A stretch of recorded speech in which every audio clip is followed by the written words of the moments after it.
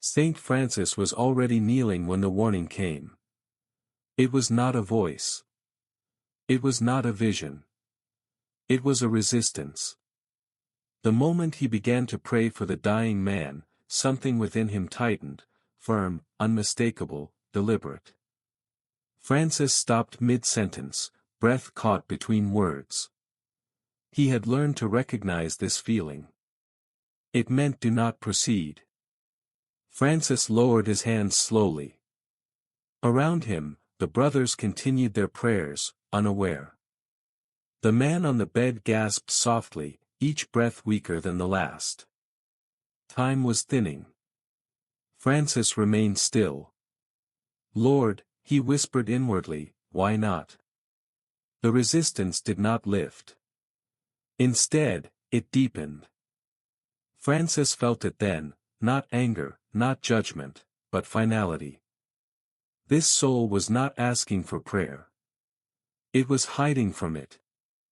Francis' heart began to race. He had prayed for criminals. For blasphemers. For men who cursed God with their final breath. Never had he been warned not to pray. A brother leaned close. "Father, should we continue?" Francis hesitated. Only for a moment. Then he spoke words he had never spoken before. "Yes," he said quietly. "But do not follow me."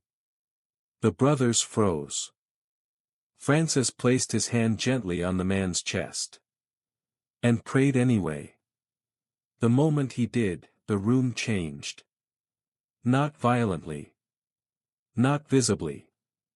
But the air withdrew, as if something unseen had stepped back to watch. The dying man's eyes flew open. Not in pain. In recognition. And Francis realized with sudden clarity. This prayer was not being resisted. It was being revealed. Francis swallowed hard. Because whatever this soul had been avoiding all its life, had finally found it. And the reaction terrified him. The man's breath caught the moment the prayer began. Not stopped. Caught. As if something inside him had tightened suddenly. Saint Francis felt it immediately. This was not resistance anymore. It was exposure. The dying man's eyes were wide now, fixed on nothing the brothers could see. His lips trembled, trying to form words that would not come. Francis kept praying. Slowly. Carefully. He did not ask for mercy yet. He did not plead. He simply named the presence of God in the room. The effect was immediate. The man gasped, not for air, but as if something long buried had surfaced without permission. His fingers clawed weakly at the blanket, then froze. "No," the man whispered hoarsely. "Not now." A brother stepped back, fear flickering across his face. Francis did not stop. The resistance returned, stronger now, but Francis recognized it for what it was. Not a command. A warning. The man's face twisted, not in pain, but in recognition. Tears streamed from his eyes, unprompted, uncontrolled. "I didn't want to see this," he rasped. Francis leaned closer. "See what?" he asked gently, without breaking the prayer. The man's breathing became erratic. "The truth," he said. The room felt unbearably still. Francis understood then. This soul had spent a lifetime avoiding prayer not because it hated God, but because prayer stripped away the stories it told itself. And now, with seconds remaining, there was nowhere left to hide. "You don't understand," the man whispered desperately. "I meant to change. I always meant to." Francis' voice remained steady. "Then let go," he said softly. The man shook his head. "I can't," he said. If I do, I'll have to see who I really became. The brothers exchanged uneasy glances. Francis felt his chest ache. This was the danger he had been warned of. Prayer does not force repentance. It reveals reality. The man's breathing slowed. His grip loosened. For a moment, just a moment, Francis felt the resistance ease. Hope stirred. Then the man spoke again. Please, he begged, not to God, but to Francis. Stop. Francis closed his eyes. He understood now why the warning had come. Some souls do not fear judgment. They fear clarity. Francis withdrew his hand. The prayer ended. The room exhaled. The man's body relaxed, relief washing over his face like a mask sliding back into place.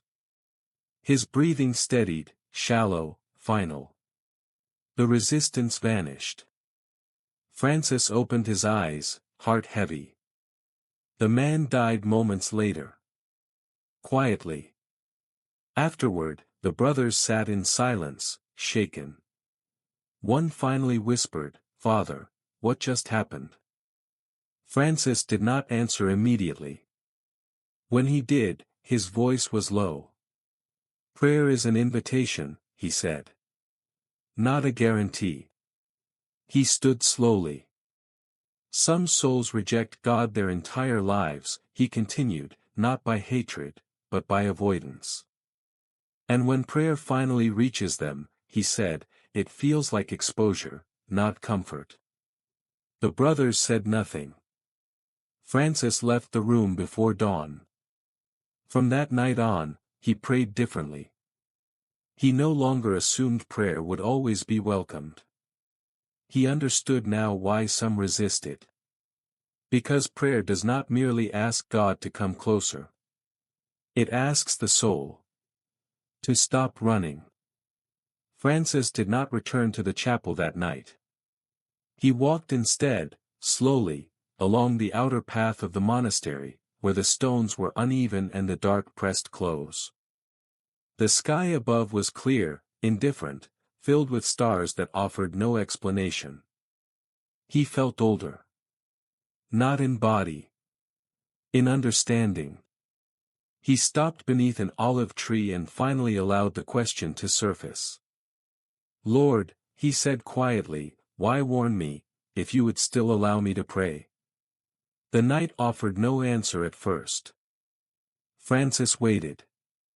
He had learned that truth often arrived only after the heart stopped reaching for it. Then the voice came, not sharp, not heavy, but restrained. Because prayer is not always. Because prayer is not always the greatest mercy. Francis closed his eyes. You were not stopped, the voice continued. You were shown the cost. Francis' throat tightened. The prayer did not harm him, he said. But it did not heal him either. No, the voice replied. It revealed him. Francis leaned against the tree, the weight of the night settling into his bones. Some souls, the voice said, have spent a lifetime running from clarity. When prayer finally finds them, it does not feel like rescue. It feels like exposure. Francis remembered the man's words. Not now. And when the soul says no? Francis asked. The silence stretched. Then silence becomes the final mercy. Francis opened his eyes. He understood. Prayer invites. It never forces. For some, the last kindness God allows is the dignity of choosing even at the end, even if that choice is to remain hidden. Francis bowed his head. Then what am I to do? He asked. How do I know when to speak, and when to remain silent? The answer came simply. Stay attentive. Francis exhaled. Prayer offered too early can be ignored, the voice said. Prayer offered too late can be resisted. But presence, it continued, is never wasted. The night felt different now. Not lighter. Clearer. From that day on, Francis changed again. When someone welcomed prayer, he prayed without hesitation. When someone resisted it, he did not argue. He sat with them. He stayed. He learned that sometimes the holiest act was not to speak God's name, but to make room for it, patiently, quietly, without pressure. And when others asked him why he sometimes chose silence instead of prayer, Francis answered with words that unsettled them. Because God does not need my words to be present. And sometimes, he added softly, the soul needs space more than sound. When Francis himself approached death years later, there were prayers around him, gentle ones, unforced. But there was also silence. And in that silence, those beside him felt no resistance. Only peace. If the story is true, then Saint Francis learned something few ever do. That prayer is powerful. But timing is sacred. And that sometimes, the last mercy God offers a soul is not another word, but the quiet freedom to stop running.